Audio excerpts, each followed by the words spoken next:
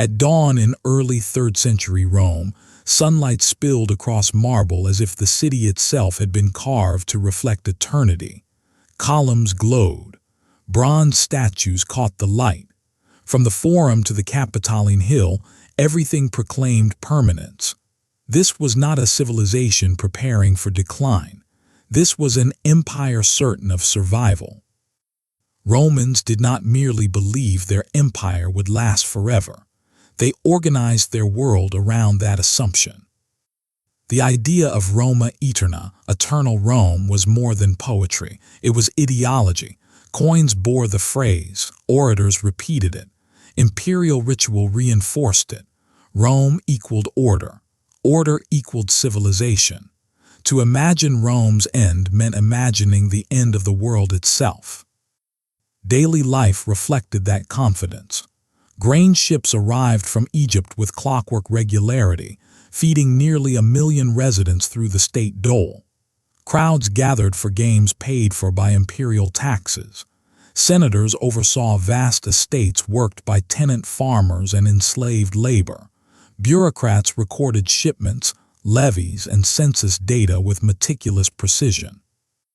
Along the frontiers, legionaries rotated through fortresses on the Rhine and Danube, their shields stamped with imperial insignia, their pay issued in silver coins that still carried weight.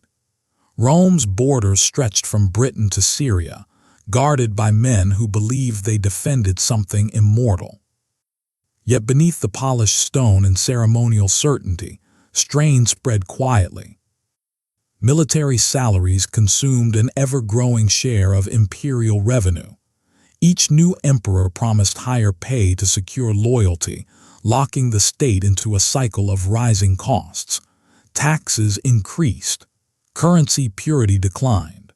The empire could still project power, but sustaining it required constant improvisation. More dangerous than cost was precedent. By the early 3rd century, emperors no longer ruled because law placed them there. They ruled because soldiers accepted them. Succession had never been formalized. Adoption, heredity, acclamation, assassination, all remained viable paths to power. Stability depended not on institutions, but on the emperor's ability to satisfy the army. That fragility remained largely invisible to the population of Rome. Ritual masked risk. Ceremony replaced certainty. The empire functioned until it did not. In 235 CE, the illusion fractured. Emperor Severus Alexander, young and cautious, attempted to negotiate with Germanic tribes rather than crush them. For senators, this suggested weakness. For soldiers, it signaled betrayal. On the northern frontier, his own troops turned on him. Historical accounts describe the moment with stark brevity. Alexander and his mother were killed in their tent. The army did not wait for legal confirmation. It did not consult the Senate. It elevated its own commander instead. The transfer of power occurred not in Rome, but in a military camp. That moment mattered more than contemporaries understood. The assassination of Severus Alexander marked the first time in generations that an emperor fell solely because the army withdrew support. No pretense of constitutional process followed. No consensus emerged. Force alone decided legitimacy. The empire still stood, the marble still gleamed, grain ships still arrived. But something essential had shifted. Rome had proven that its highest authority rested not in law, tradition, or shared belief, but in violence sanctioned by necessity. Power now answered to force, and force answered to whoever could pay it. The world had not ended, yet the rules that kept it standing had begun to dissolve. The killings did not shock Rome at first. Emperors had died before. But by the mid-3rd century, death accelerated into pattern.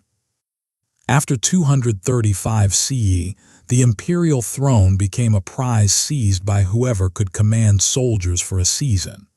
Records from the period list emperors who ruled for months, sometimes weeks, before falling to assassination, battlefield defeat, or betrayal. Authority no longer passed through ceremony. It changed hands at sword point.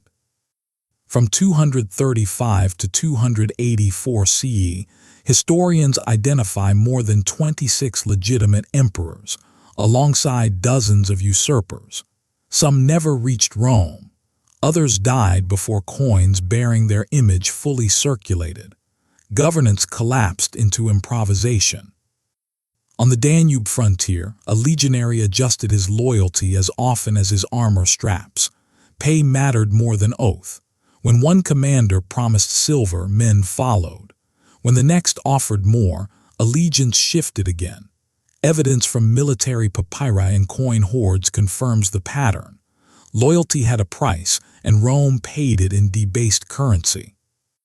To fund constant civil war, emperors reduced the silver content of the denarius.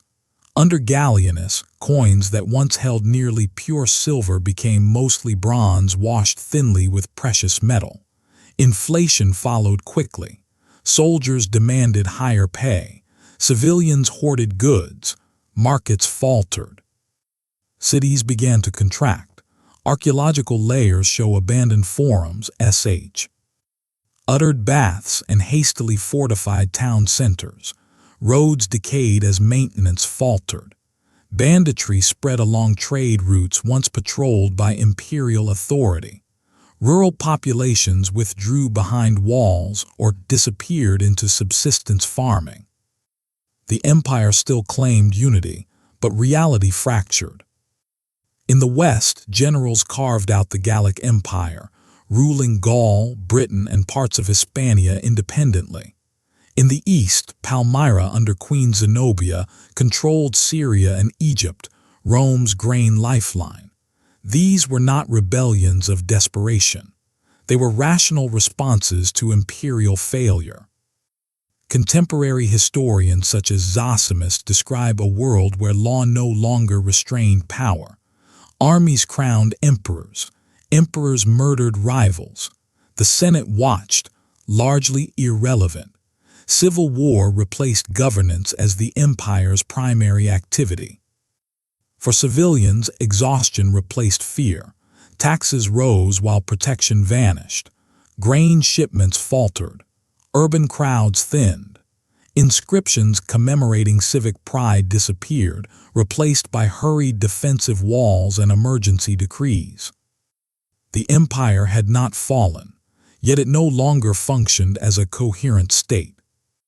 By the 270s, Rome existed less as a unified polity than as a contested brand, invoked by rival claimants, sustained by habit, hollowed by repetition.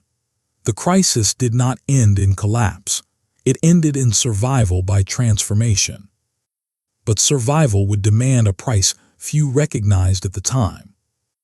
When Diocletian took power in 284 CE, Rome did not celebrate. It exhaled. After decades of chaos, stability itself felt revolutionary. Diocletian did not attempt restoration. He rebuilt the empire into something harder, more controlled, and less free. The reforms worked immediately. He divided authority among 4 rulers in a system known as the Tetrarchy. 2 senior emperors governed as Augusti, supported by 2 Caesars. Power decentralized. Succession became managed rather than contested. Borders stabilized. Usurpers dwindled. Bureaucracy expanded with military precision. Taxation hardened into fixed assessments based on land and labor. Census data became instruments of obligation rather than administration. The state no longer negotiated with its population. It calculated them. Professions froze into inheritance. Laws preserved in the Codex Theodosianus show sons bound to fathers' trades. Farmers remained on the same land. Soldiers followed military lineage. Mobility declined as predictability increased. The empire survived, but it tightened. Under Constantine, reform deepened. In 330 CE, he founded Constantinople, a new capital oriented toward wealthier eastern provinces. The city rose quickly, fed by grain, trade, and imperial favor. Rome remained symbolically important but administratively peripheral. This shift mattered. The Eastern Empire grew richer, more urban, more defensible. The western provinces, Britain, Gaul, Hispania, struggled under heavier taxation and weaker infrastructure. Evidence from coin circulation and urban excavation confirms a widening imbalance. Military and civilian authority separated deliberately. Generals no longer governed provinces. Civil officials no longer commanded troops. The goal was stability. The consequence was rigidity. Decision-making slowed. Local initiative vanished. For a time, the system held. Borders stabilized. Usurpations declined. The empire endured another century, yet it endured by sacrificing flexibility, trust, and shared identity. Citizens became subjects. Communities became units of extraction. The division of the empire, once administrative convenience, hardened into political reality. East and West survived together, then separately, then unevenly. Rome did not collapse because reform failed. It collapsed because reform succeeded too narrowly. The machinery of survival replaced the culture of resilience. When pressure returned, as it always does, the system endured strain but not shock. The empire had learned how to live longer. It had forgotten how to adapt. They crossed the frontier not as conquerors, but as recruits. By the late 4th century, Rome no longer defended its borders with Roman manpower alone. Decades of civil war, demographic decline, and economic strain had thinned the legions. To compensate, imperial officials turned to a solution that seemed pragmatic, even inevitable: the foederati system. Under formal treaties, entire barbarian groups, Goths, Franks, Vandals, Alans, settled within imperial territory. In exchange for land, food, and legal recognition, they supplied soldiers. These men wore Roman equipment, followed Roman officers, and fought Rome's wars. They were inside the system. Yet integration was conditional. Roman law treated foederati as allies, not citizens. They answered to their own leaders, retained their languages and customs, and expected fair provisioning. When the state delivered, loyalty followed. When it failed, resentment hardened quickly. In 376 CE, tens of thousands of Goths, fleeing Hunnic P. Resher beyond the Danube, sought asylum inside the empire. Emperor Valens approved their crossing. Ammianus Marcellinus records what followed. Corrupt Roman officials extorted the refugees, withheld food, and sold supplies at extortionate prices.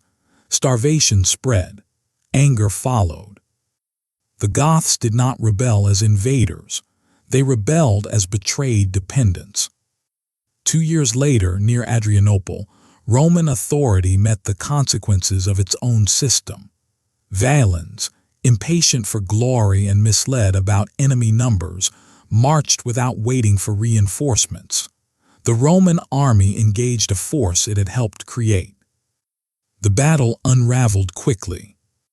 Gothic cavalry returned unexpectedly to the field, smashing Roman flanks. Infantry formations collapsed under sustained pressure.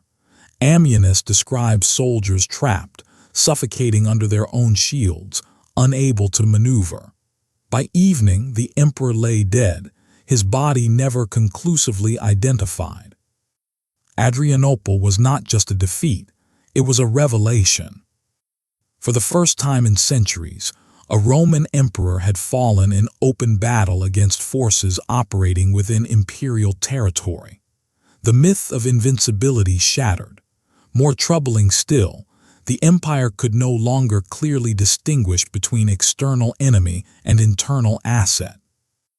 Rome responded by deepening the very system that had failed. Foederati treaties multiplied. Barbarian generals rose to command Roman armies.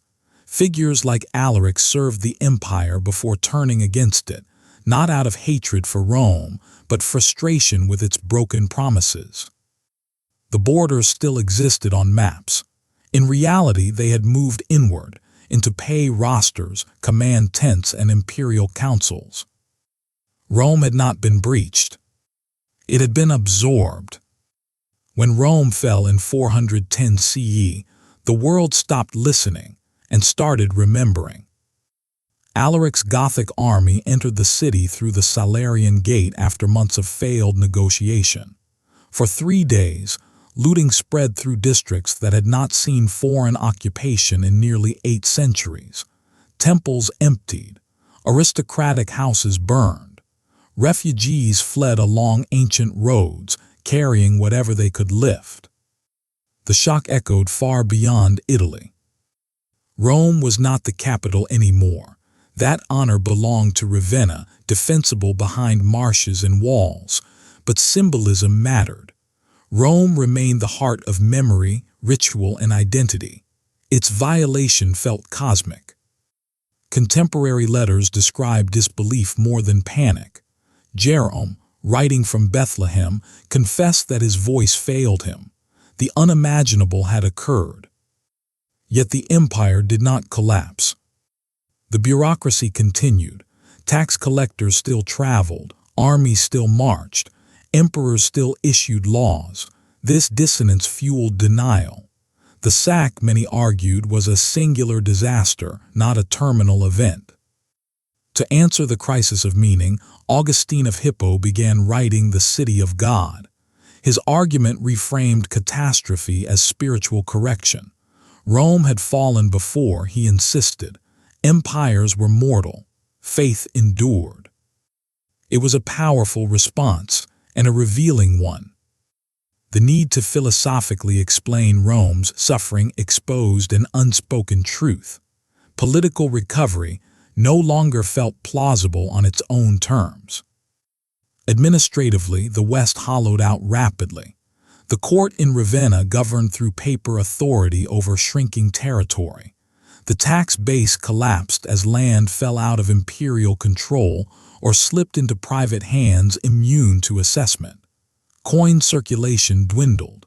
Soldiers went unpaid. Local strongmen replaced imperial officials. Aristocrats fortified villas. Bishops mediated disputes once handled by governors.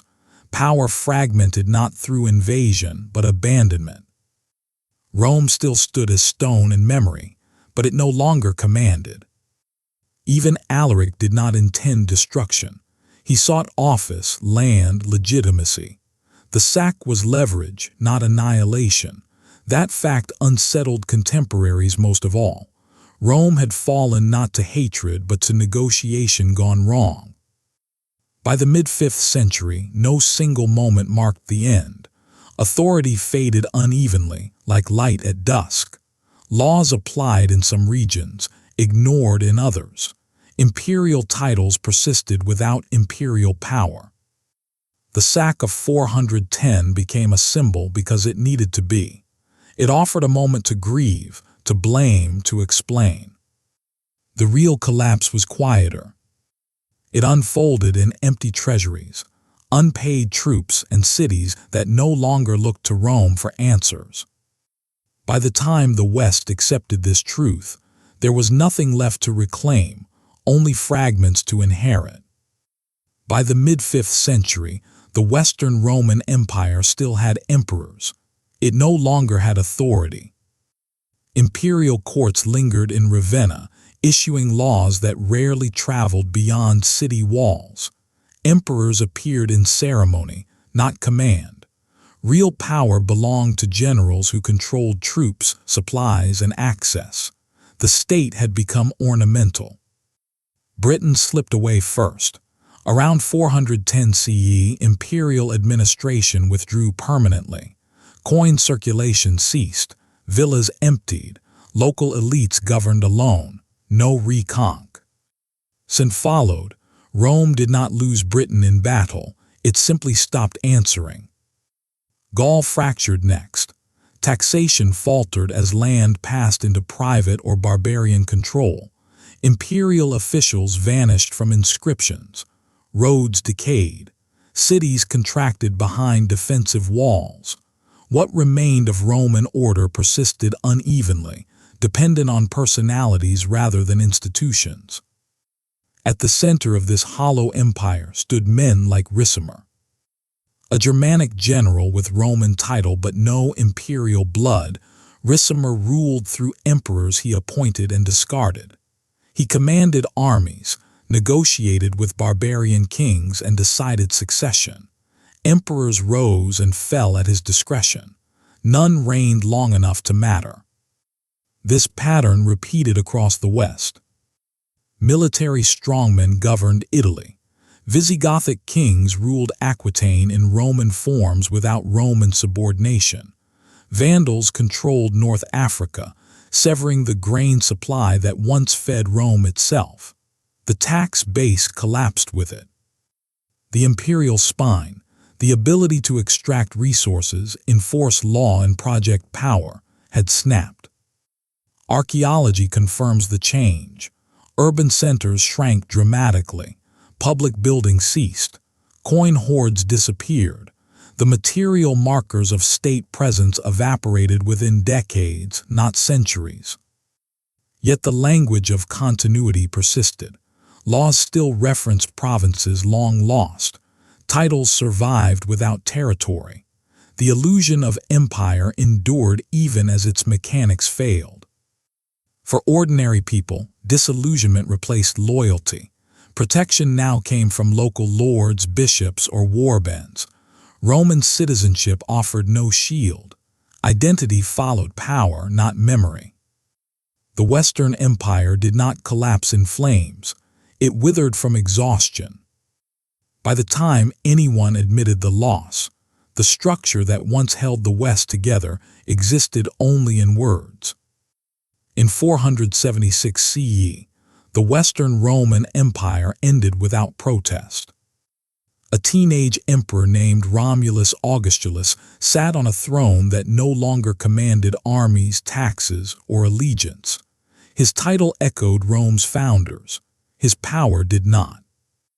When the barbarian general Odoacer marched on Ravenna, there was no decisive battle, no last stand. No rally of loyal legions.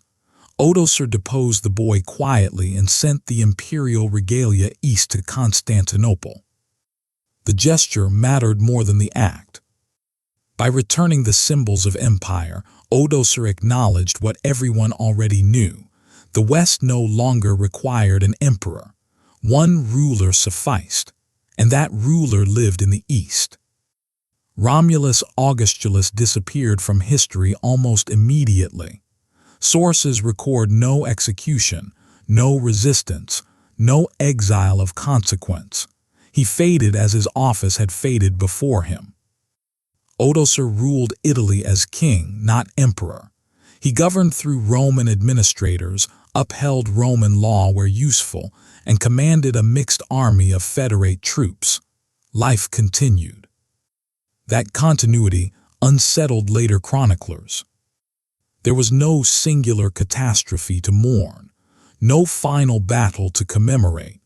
The empire ended as a bureaucratic decision ratified by silence. Contemporaries barely remarked upon it. Eastern emperors did not attempt restoration. Western elites adapted. Bishops filled civic roles. Warlords settled into governance. The world moved on. This quiet end revealed the truth more clearly than any sack. Rome had already ceased to function as an imperial state. Removing the emperor only acknowledged the fact. What vanished in 476 was not power, but pretense. The West did not fall in that year. It simply stopped pretending it still existed. For centuries, Rome explained its own death as transformation.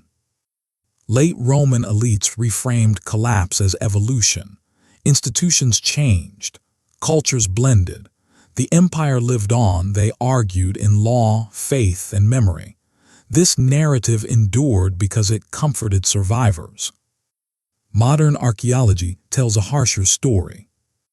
Across the western provinces, evidence shows abrupt economic contraction.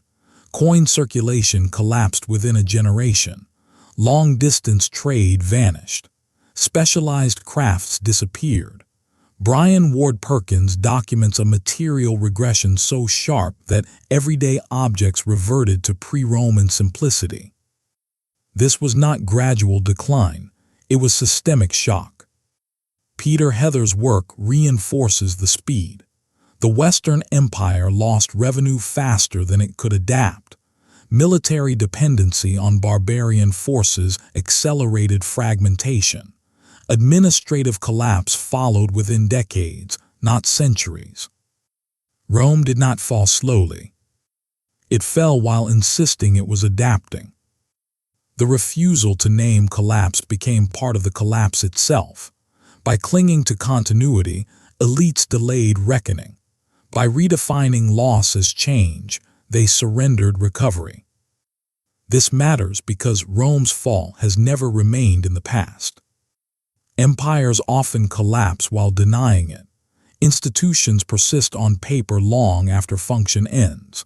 Elites reframe failure as transition. Citizens adapt individually while systems decay collectively. Rome's final lesson is not inevitability, it is recognition.